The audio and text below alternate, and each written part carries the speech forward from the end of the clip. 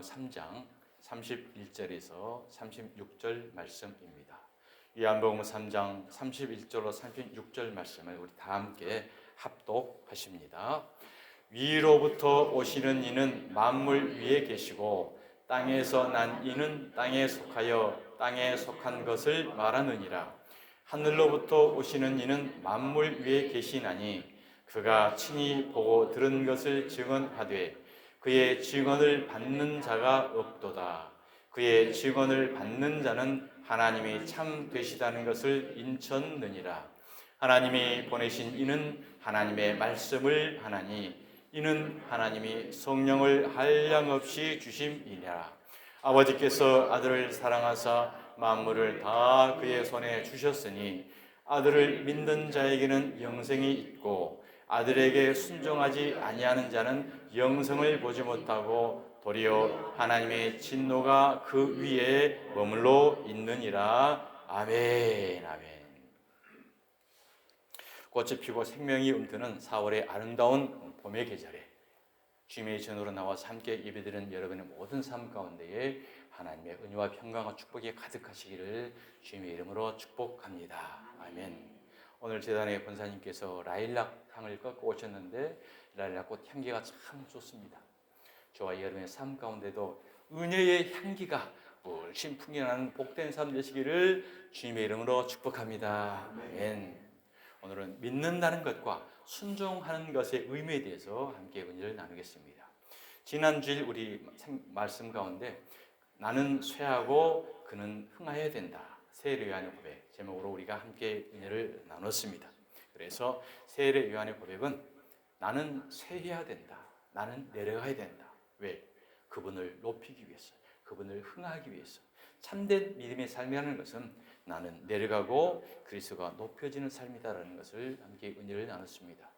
또한 사도 바울의 고백은 나는 내가 사는 것이 아니다. 나는 죽고 내 안에서 그리스도가 사시는 삶, 이러한 삶이 우리 삶 가운데 이루어지는 것, 이것이 바로 진정한 참된 믿음의 삶이라고 고백하고 있습니다. 오늘 그 지난주의 말씀에 이어서 오늘 이어지는 말씀은 왜 그는 흥하고 나는 쇠해야만 하는가 그 이유에 대해서 시간 한 절 한 절 풀어보면서 함께 은혜를 나누기 원합니다.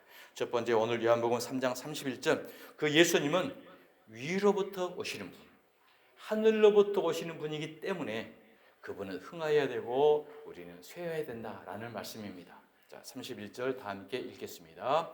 위로부터 오시는 이는 만물 위에 계시고 땅에서 난 이는 땅에 속하여 땅에 속한 것을 말하느니라. 하늘로부터 오신 이는 만물 위에 계시고. 그렇습니다. 세례 요한은 왜 나는 쇠야 하고 그분만 흥해야 되는가라는 것을 분명히 알았다는 거죠. 그렇습니다. 저와 여러분도 예수님이 누구신가라는 것을 우리가 분명히 안다고 하면 그렇구나. 나는 쇠해야 되고 그분만이 높여져야 되는 거라는 것을 우리가 깨닫게 되고 우리의 삶을 들어서 우리를 쇠하고 우리가 죽어짐으로 말미암아 그리스도가 영광이 높여지는 그러한 삶을 우리가 추구하게 될 수 있다는 것입니다. 그분은 바로 위로부터 오시는 이입니다. 위로부터는 어디입니까? 바로 하늘로부터 오시는 분이라는 것입니다.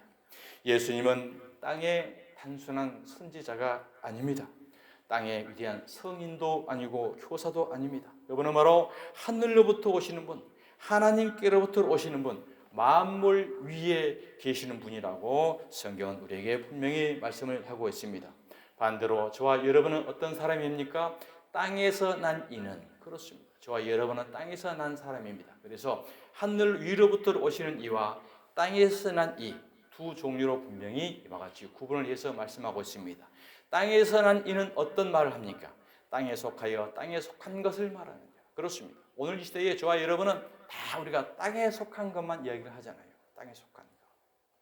어떻게 해야 잘 먹고 잘 살고, 어떻게 해야 건강하고, 어떻게 해야 사회에서 좀 존중받고 높임받고, 어떻게 해야 이 땅의 평안을 누리고, 어떻게 이 땅에서 우리가 서로 사이좋게 잘 살까. 이게 바로 누구 이야기라고요? 땅에 속한 사람들의 이야기라고 성경은 말합니다.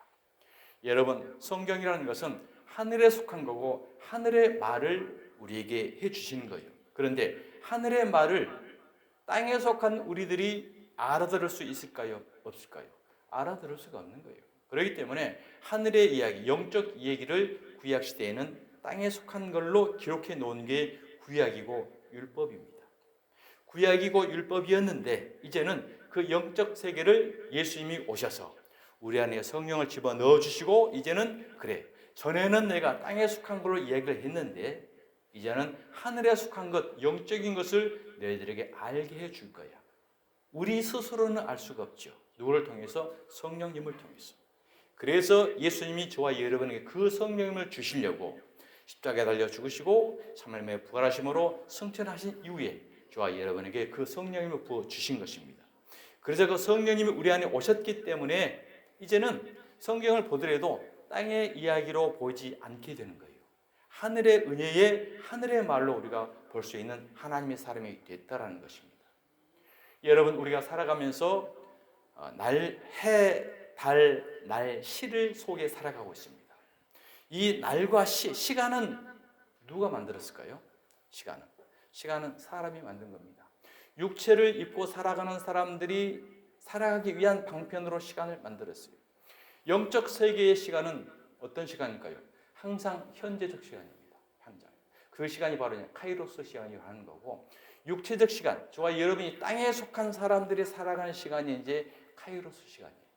그래서 카이로스 시간은 수평적 시간, 영적 세계는 수직적 시간. 그래서 저와 여러분은 늘 해, 달, 날, 시, 이것은 다 수평적 시간 속에 우리가 계산하면서 살아가고 있는 거예요. 과거와 현재, 과거와 미래만 있는 수평적 시간. 그러나 영적인 세계는 어떤 시간이라고요? 수직적 시간. 항상 현재인 거예요. 그래서 하늘에서 뜻이 이루어진 것 같이 땅에서 이루어지리다. 이것을 이루기 위해서 그 영원 시간에 계신 하나님이 육체를 입고 이 땅에 오셔서 영적 세계를 수평적 시간 가운데 이루어가고 있는 것입니다. 그래서 우리가 육체를 벗게 되면 시간을 다 벗는 거예요.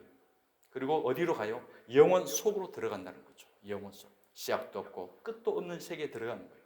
그렇기 때문에 오늘 이 시대에서 우리가 교회에서 하고 있는 이 행사들, 예를 들어서 성탄절이라든지 이런 부분들, 절기라든지 이런 부분들은, 특히 절기 같은 부분들은 다 구약에 나와 있는 얘기들이잖아요. 구약, 시, 날, 때, 언제.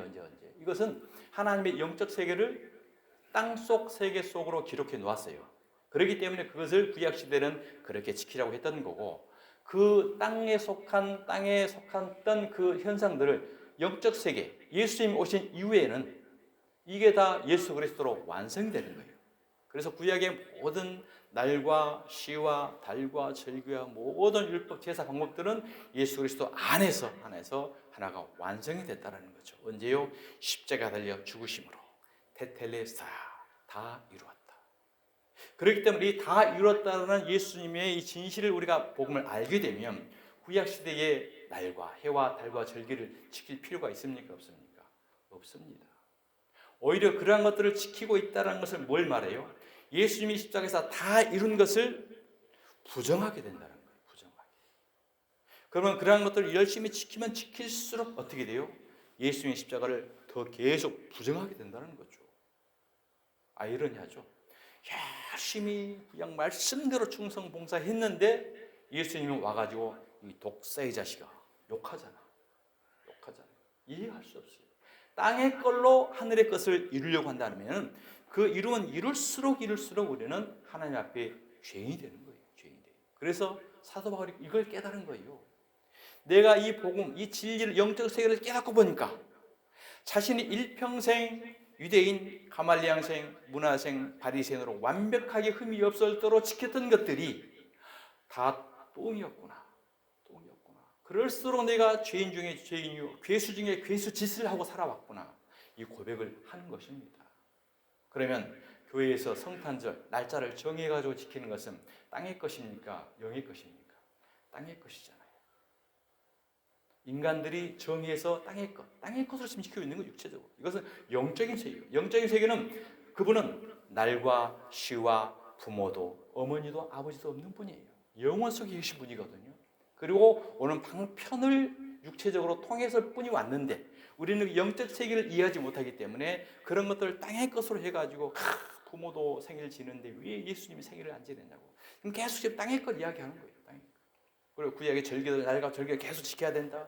제사들도 지켜야 된다. 이건 뭐예요? 전부 땅에 속한 사람들이 땅의 말을 하고 있다는 거죠. 우리가 아직. 그래서 우리가 눈의 비늘을 벗겨야 되는 거고, 눈의 수건을 벗어야 되는 거고, 마음의 수건을 활짝 벗게 되면 이 복음의 진리를 우리가 마음 가운데 깨닫게 되는 것입니다. 자, 그래서 예수님은 어떤 분입니까? 만물 위에 계신다. 위에. 자, 위에란 말은 무슨 말입니까? 바로 이것은 통치와 권세를 의미합니다. 모든 것보다 높으신 분, 모든 것을 다스리는 분, 모든 것의 주권자이심을 우리에게 말씀하고 있는 것입니다. 그래서 사도 바울은 골로새서 1장 16절에서 이와 같이 말씀합니다. 시작. 만물이 그로 말미암고 그를 위하여 창조되었다. 우리 이 세상 모든 인간이라든지 이 천지우주 만물이 누구로 말미암고 예수 그리스도로 창조되었다는 거예요. 왜요? 그를 위하여 창조되었다는 사실이죠. 그래서 이사야서 43장 21절에는 이와 같이 말씀합니다. 이 백성은 내가 나를 위하여 지었나니 나를 찬송하게 하려 함이라. 저와 여러분이 만사 만물을 지으시고 저와 여러분을 지으시고 창조하신 목적이 무엇이에요? 하나님을 찬송하게 하려고 우리를 만들었다라는 거죠. 이 만물 가운데에 저와 여러분은 속해 있습니다. 만물 또한 하나님을 찬송하는 거예요. 이 아름다운 꽃들, 결국 이것이 뭐예요? 우리 눈에 보기 좋게 하는 것도 있지만 결국은 뭐예요? 하나님을 찬송하는 용도로 이와 같이 나오게 된 것입니다. 겨울에 메말랐던 그 마른 풀 같은 이 나무 속에 어떻게 봄이 되니 생기가 돋고 잎이 나고 꽃이 피고 아름다운 향기를 발할까요? 인간의 방법으로, 과학으로 증명되나요? 증명되지 않습니다. 이러한 현상을 보면서 그렇구나. 인간이 어떻게 죽은 나무가에서 푸른 잎사귀가 나오고 꽃이 피고 잎이 나고 열매가 맺고 향기가 날까? 또 열매를 맺을까?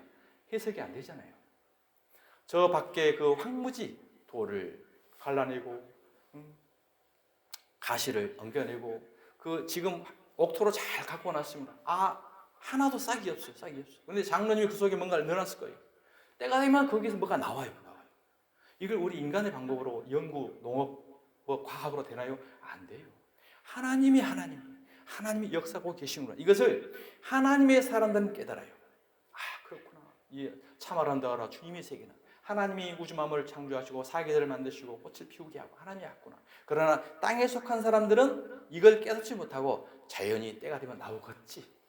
그리고 열심히 땅에 속한 행위로만 지금 열심히 살아가고 있다는 사실이죠. 그렇습니다. 저와 여러분은 만사 만물을 통해서 우리의 모든 삶을 통해서 하나님을 영광 돌리고 하나님을 찬송하는 존재로 지음받았다는 사실을 기억하시길 바랍니다.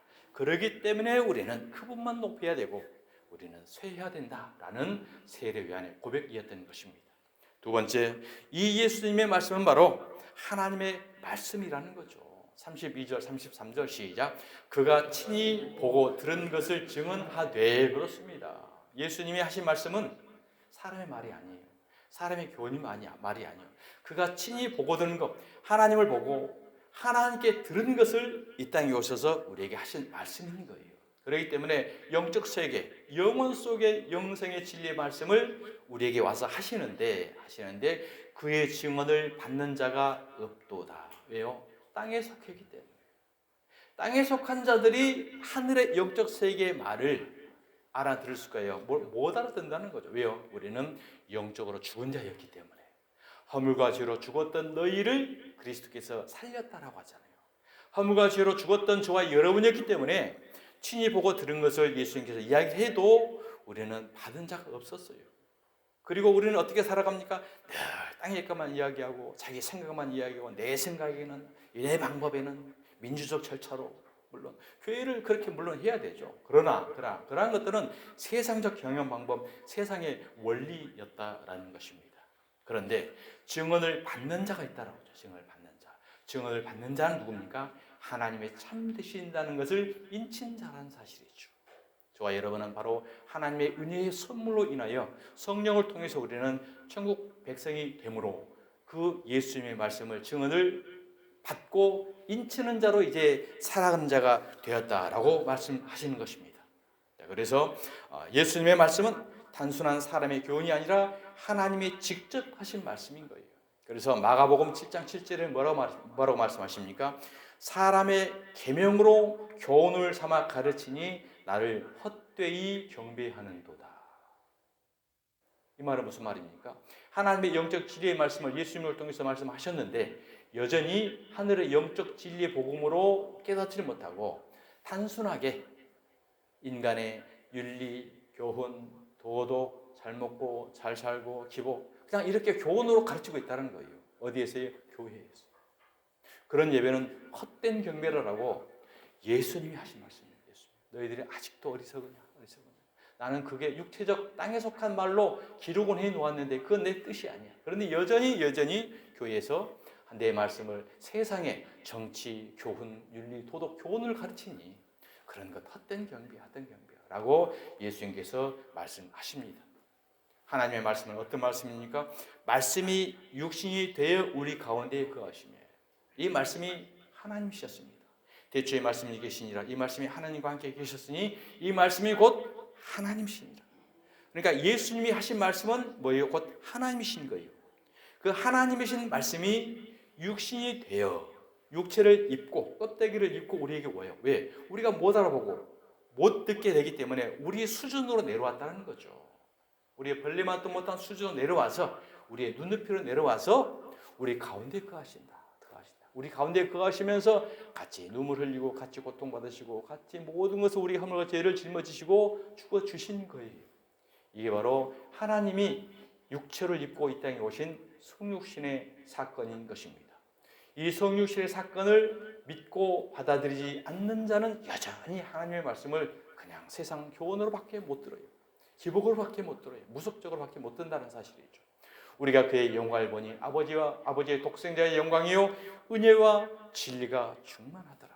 이 하나님의 말씀은 은혜와 진리가 충만한 말씀인 거지 세상에 윤리, 교훈, 도덕, 잘 먹고 잘 살고 정치적이고 세속적이고 이런 내용이 아니라는 거죠.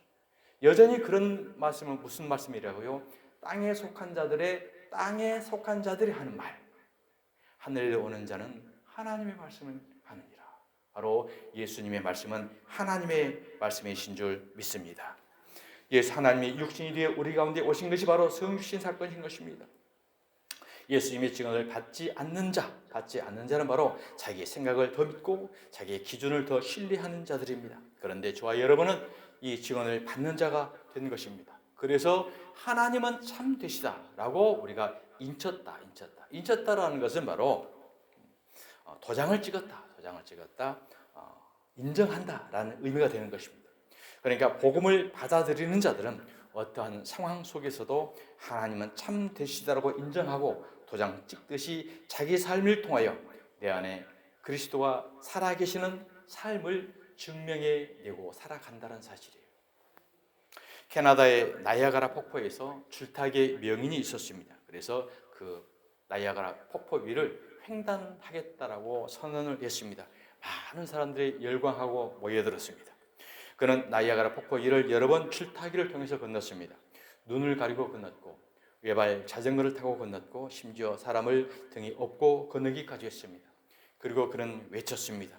여러분, 내가 이 줄을 타고 건널 수 있다고 믿습니까? 그랬더니 믿습니다. 사람들이 많이 이야기했어요. 다시 묻습니다. 내가 사람을 태우고도 건널 수 있다는 것을 여러분 믿습니까? 그 군중들이 전부 믿습니다. 라고 했어요. 그러면 여러분 중에 내 등에 타실 분을 한번 앞으로 나오십시오. 했더니 조용했습니다. 한 명도 없습니다. 그때 작은 꼬마 하나가 용감하게 나왔습니다. 용감하게 딱 나왔더니 그 꼬마를 그 사람의 등에 업고 그 나이아가라 폭포를 횡단을 했습니다. 이윽고 사람들이 그 아이에게 물었습니다. 너는 어떻게 그런 위험한 모험을 할 수 있니? 무섭지 않았니? 그랬더니 아이가 말합니다. 네, 저는 하나도 무섭지 않았어요. 저분은 바로 우리 아빠거든요.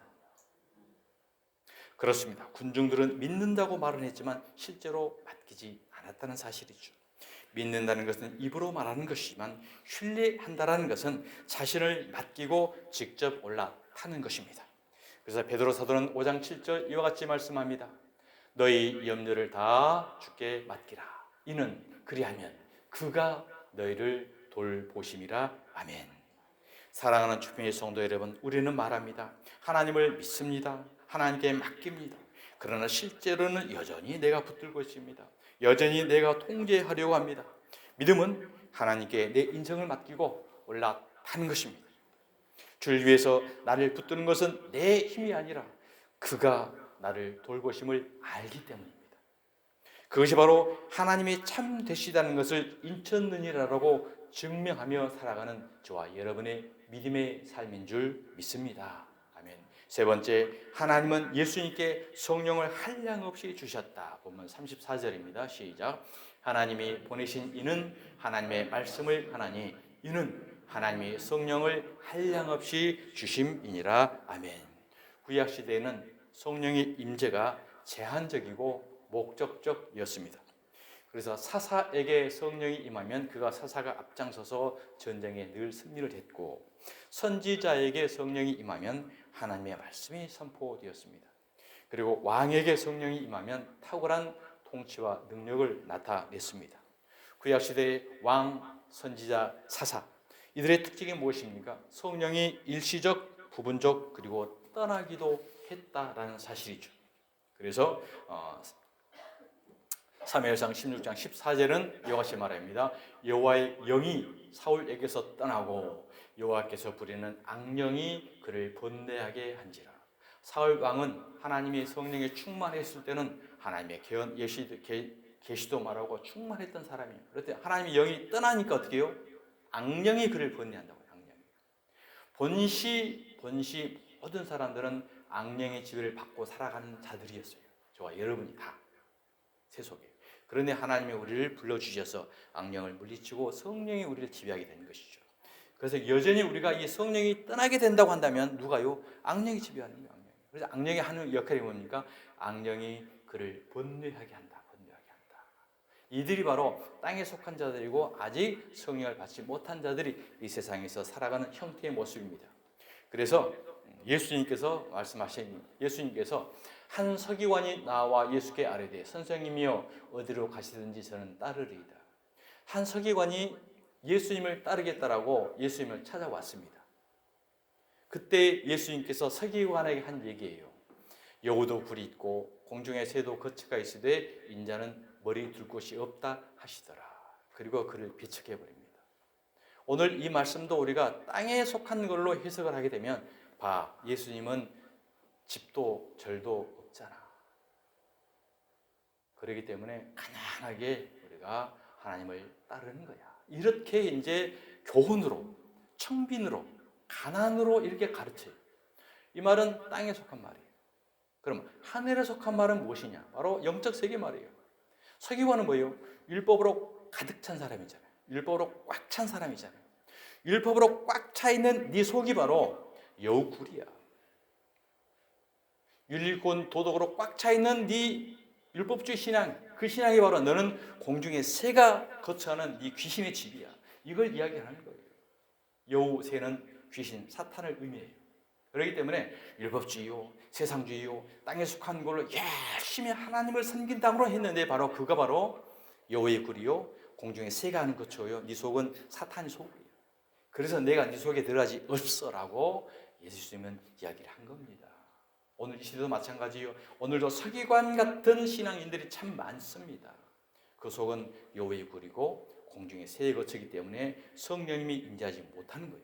성령이 임재하지 못하기 때문에 여전히 땅에 속해서 땅의 말만 하고 있는 거예요. 정치가 어떠니, 세속이 어떠니, 사람이 어떠니, 전쟁이 어떠니. 지금 교회에서 영적 하늘, 영적 세계에서 땅에 속한 그걸 지금 하나님의 말씀하라고 했겠어요? 그 속이 여호로 찾고 새가 찾기 때문에 예수님이 요한복음 2장에서 말씀하잖아요. 그거 바로 성전 가운데의 소굴이라는 거죠.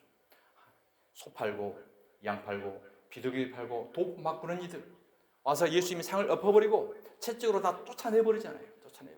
저와 여러분 10년 가운데 아직도 이 복음의 진리를 가득 안고 있지 못하고 한다면 소 팔고 하나님 팔고 양 팔고 예수님 팔고 비둘기 팔고 성령 팔아서 돈 바꾸고 있는 오늘 이 강도의 소굴 속에 있는 저와 여러분일 수 있다는 것을 진리 성령께서 오늘 저와 여러분에게 하시는 말씀인 것입니다. 사도 바울은 그래서 이 성령을 떠나지 않기 위해서 간절히 기도했던 거예요. 주의 성령을 내게서 거두지 마옵소서. 왜? 사울이 성령을 떠나니까 바로 악신이 되어버리는 것을 알았거든요. 그래서 기도는 사도 다윗은 이와 같이 성령을 거두지 말라고. 왜? 성령을 거두게 되면 우리가 여호와의 구리요 새에 거쳐요 강도의 소굴일 수밖에 없는 연약한 죄인이라는 것을 우리는 잘 알 수 있거든요. 그러나 예수님은 다릅니다. 예수님은 그런 분이 아니죠. 자, 요한복음 3장 44절 보면 하나님의 보내신 이는 하나님의 말씀을 하나니 이는 하나님의 성령을 한량없이 주십니다. 이 한량없이라는 것은 충만함으로 영원토록 거처하시는 분이라는 거죠. 왔다가 일시로 떠나는 분이 아니라 그분은 아예 성령 자체이시다. 왔다 갔다 떠나는 구약시대의 그런 존재가 아니다라는 것을 우리에게 말씀을 합니다.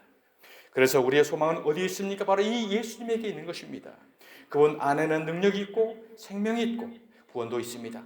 우리는 성령을 구하는 사람들이지만 예수님은 성령이 충만하신 분입니다. 그러므로 우리는 그 충만하신 예수 그리스도께 나아가야 합니다. 예수 그리스도 안으로 들어가야 합니다. 그 주님의 품 안으로 들어가야 우리는 그 성령의 충만함을 힘있게 되는 은혜가 있을 줄 믿으시길 바랍니다. 주 안에 있는 나에게 딴 근심이 있으랴. 성령의 충만하신 그분 안에 주님 품에 주 안에 있을 때만 우리는 딴 근심이 있으랴. 십자가 밑에 나아가 죄짐을 풀었다. 아멘. 네 번째, 아버지께서 모든 것을 그 예수 아들에게 다 주셨다라는 거예요. 35절 시작. 아버지께서 아들을 사랑하사 만물을 다 그의 손에 주셨으니 하나님의 예수님께 모든 것을 맡기신 이유는 무엇이었습니까? 바로 완전한 아들의 사랑의 관계에 있기 때문인 것입니다. 아버지와 아들의 관계는 본질적 연합의 관계입니다. 만물을 다 그의 손에 맡겼다. 만물을 어떻게 해요? 다 하나도 삐지 않고 전부 다 예수님께 다 맡겼다는 사실이죠. 인생의 생사화복, 저와 여러분의 인간의 생사화복은 다 어디에 손에 있다고요? 하나님의 손에 있는 줄 믿으시기 바랍니다. 구원의 심판도 우리의 행위의 능력으로서는 아무것도 할 수 없어요. 오직 예수님의 손 안에 다 있는 거예요. 이 역사와 인생, 이 세상의 전쟁, 정치, 모든 것도 어디에 있다고? 바로 예수님의 손 안에 있다는 사실을 믿으시길 바랍니다. 하나님께서는 통치자들, 왕도요 세우기도 하시고 폐위하기도 하시고 나라를 흥왕하기도 하시고 망하기도 하시고 다 하나님의 손 안에 있는 것입니다. 그래서 성경에서 손은 단순한 신체가 아니라 권세와 능력과 통치와 주권을 의미합니다. 따라서 손 안에 있다라는 이 말은 예수님께서 내가 다스린다, 내가 책임진다, 내가 결정한다라는 예수님의 선언인 것입니다. 요한복음 10장 28절 말씀입니다. 아무도 그들을 내 손에서 빼앗을 수 없느니라. 아멘. 주 안에 있는 저와 여러분, 주 품에 있는 저와 여러분은 그 누구도 주님의 손에서 빼앗을 수 없다는 사실을 믿으시기 바랍니다.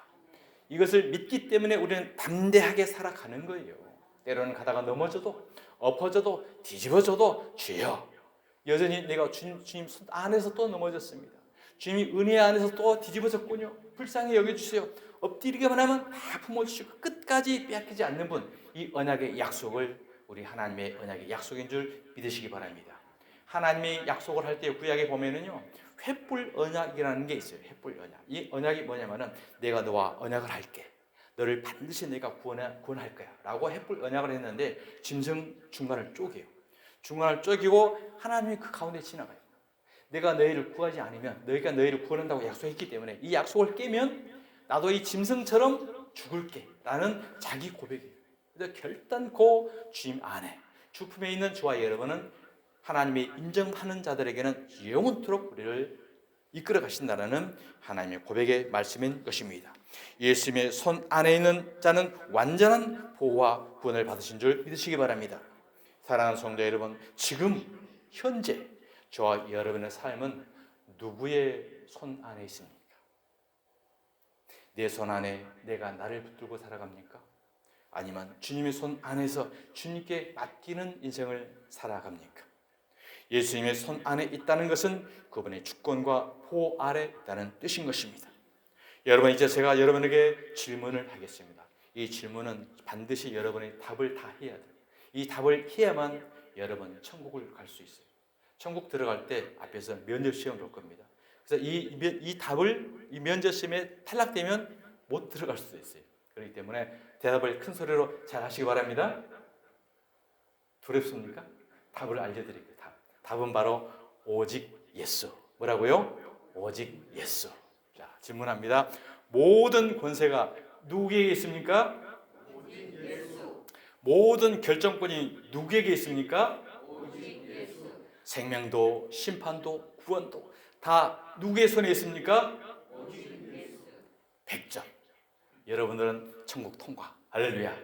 이 은혜, 이 믿음을 굳건하게 잡고 당대에 나아가는 저와 여러분들에게 원합니다. 성경 분명하게 선언합니다. 요한복음 14장 6절입니다. 내가 곧 길이요 진리요 생명이니 나로 말미암지 않고는 아버지께로 올 자가 없느니라. 하나님은 사람을 사용하십니다. 목회자 사용하고요, 교사, 지도사, 직분자 다 사용하셔요. 그러나 그들은 하나님을 가리키는 역할이지 하나님을 대신하는 존재가 절대로 아닙니다. 사도행전 4장 12절 말씀입니다. 시작. 다른 이로서는 구원을 받을 수 없나니 천하 사람 중에 구원을 받을 만한 다른 이름을 우리에게 주신 일이 없음이라 하였더라. 아멘. 구원자는 단 한 분, 누구죠? 할렐루야, 할렐루야. 그렇습니다. 사람은 피조물입니다. 한계가 있고 실수하고 변합니다. 사람은 구원할 수 없습니다. 왜요? 죄를 해결할 수가 없잖아요. 죄를 해결할 수 있는 분은 오직 예수이기 때문에 그분만 우리를 구원할 수 있는 것입니다. 그래서 요한복음 14장 26절 시작. 보혜사 곧 아버지께서 내 이름으로 보내실 성령 그가 너희에게 모든 것을 가르치고 내가 너희에게 말한 모든 것을 생각나게 하시리라. 그렇습니다. 저와 여러분에게 이미 이 성령님이 계시기 때문에 이분이 오직 예수만이 답이구나 라는 것을 깨닫게 해주는 거예요. 가르쳐 주시는 거예요. 그래서 너희에게 모든 것을 가르치고 내가 너희에게 말한 모든 것을 생각나게 하는 이 역할이 봐요. 보혜사라는 역할이에요. 역할. 보혜사 따로 있고 성령 따로 있는 게 아니라 성령님이 보혜사의 역할로 우리를 기억나게 하고 가르쳐주고 생각나게 하고 담대하게 해서 천국까지 우리를 이끌어 간다는 사실이죠. 그런데 오늘 이 시대에요, 보혜사가 자기라고 하는 사람이 있어요. 예수가 자기라고 하는 사람이 있어요. 하나님이 자기라고 하는 사람이 있어요. 어머니 하나님, 아버지 하나님, 보혜사 하나님 이런 사람이 있어요. 왜요? 이 복음의 진리를 못 깨닫지 못하기 때문에 또 그를 따라가는 사람이 수십만 명이 있습니다. 사랑하는 성도 여러분, 이들이 어디에 속한 자들이고 땅에 속한 자들이었어요. 땅에 속한 자들이 복음의 진리 오직 예수를 분명하게 깨닫지 못하기 때문에 그의 말에 현혹되어 있어서 아직도 그들을 추정하고 있는 사태를 우리에게 많이 보게 되는 것입니다. 보혜사 성령은 사람이 아닙니다. 하나님이 보내신 하나님의 영인 것입니다. 성경은 경고합니다. 사람을 하나님 자리에 올려놓는 순간 그것은 바로 우상숭배의 저주에 빠지게 되는 거예요. 출애굽기 3장 20장 3절 시작. 너는 나 외에는 다른 신들을 내게 두지 말라. 너는 나 외에 사람을 신의 자리에 올려놓지 말라는 말이에요. 이게 십계명 제1항입니다. 가장 헌법 제1종 1항 가장 중요한 말씀이에요. 요한복음 10장 11절 시작. 나는 선한 목자라. 오늘 시대에 참 목자, 마지막 목자, 사람은 다 대동합니다. 아니에요. 선한 목자는 오직 예수 그리스도 한 분뿐인 줄 믿으시길 바랍니다.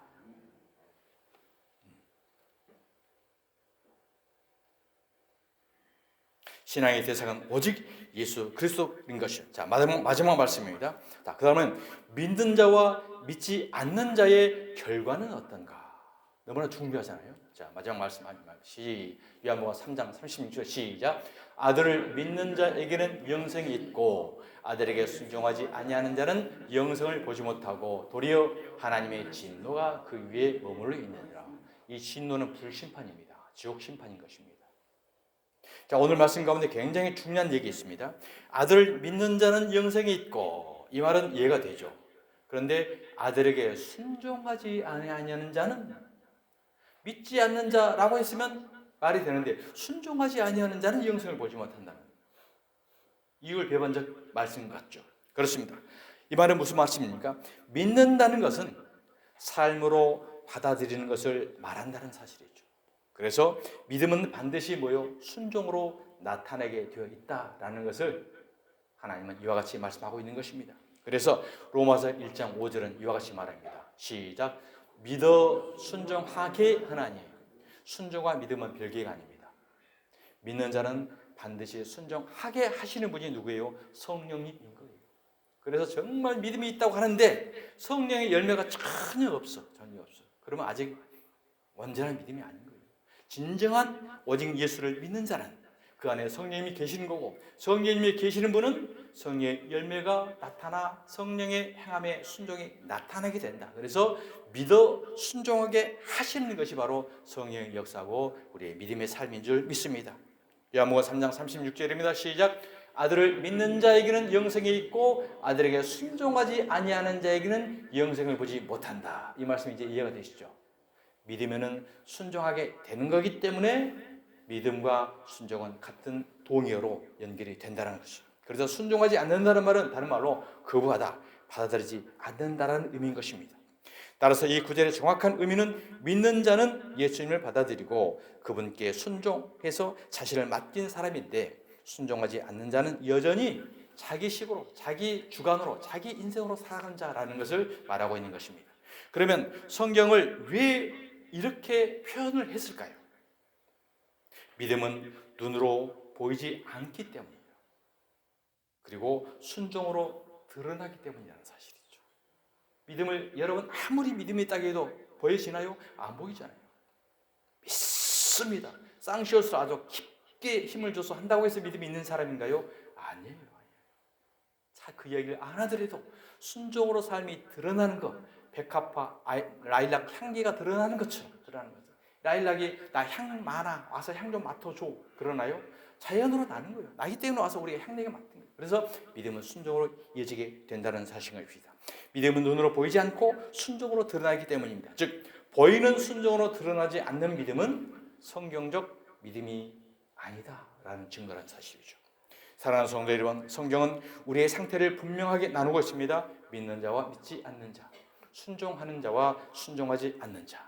아들에게 순종하지 아니하는 자는 영생을 보지 못하고 도리어 하나님의 진노가 그 위에 머물러 있느니라. 이것이 심판입니다. 머물러 있을 것이다가 아니고 있느니라. 현재 진행형이에요. 그렇기 때문에 요한복음 3장 18절은 이와 같이 말합니다. 시작. 믿지 아니하는 자는 벌써 심판을 받은 것입니다. 앞으로 죽으면 심판받는 게 아니에요. 이미 우리는 영생에 있는 자인가 심판받는 자인가 이미 갈라지는 거예요. 저와 여러분이 이미 과거에 심판받는 자 상태에 있었어요. 심판받는 이 세상 속에 있었는데 하나님 우리를 건져주셔서 영생 가운데 우리를 이끌어가고 있다는 사실이죠. 여전히 이 세상 속에 있고 세상 말을 하는 사람들은 어디에 있다고요? 심판받고 받는 과정에 그 속에 있는 것을 우리가 볼 수 있습니다. 사랑하는 성도 여러분, 심판에는 중간이 없습니다. 흑과 백만 있습니다. 회색 지대가 없습니다. 믿으면 영생, 믿지 않으면 심판, 순종하면 영생, 거부하면 진노. 왜 중간이 없을까요? 이유는 단 하나입니다. 구원은 인간의 행위가 아니고 오직 예수이기 때문인 것입니다. 여러분, 여기가 지하이기 때문에 불 끄면 깜깜합니다. 자, 그렇다고 한다면 전기선이 확실하게 이어져서 스위치를 올려가지고 전기선이 확실하게 이어지면 불이 환하게 켜지고, 전기선이 아슬아슬하게 한 가닥만 연결되면 불이 반만 켜지나요? 다 켜지죠. 한 가닥이 연결됐든 완전하게 연결됐든 연결만 되면 불이 켜져요. 마찬가지로 천국과 지옥은 중간이 없습니다. 연결되면 천국이고 끊어지면 지옥이에요. 그래서 천주교에서 연옥이라는 어디 대기 상태에 있다라든지 이것은 전부 이것은 땅에 속한 사람들이 그냥 만들어내는 말인 거예요. 천국과 지옥은 반드시 흑과 백, 중간 지대가 없다.